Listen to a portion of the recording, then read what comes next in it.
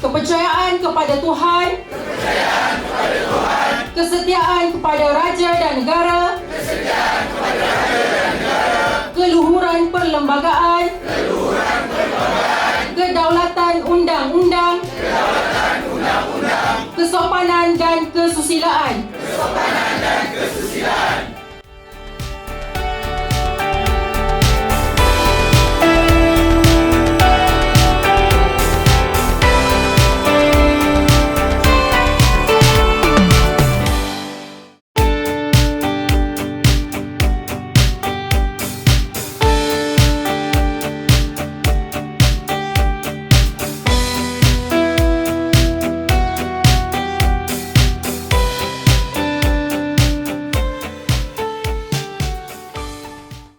Jadi sebagai seorang yang baru dalam satu organisasi seperti KOSMA ni, anda seramai lebih kurang 35 orang.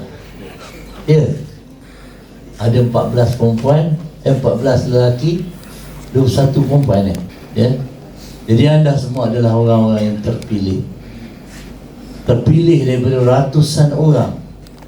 Ratusan permohon nak bekerja di KOSMA ni, dan kita adalah orang yang bertuah dan kita adalah orang yang terpilih untuk menjadi bangsa.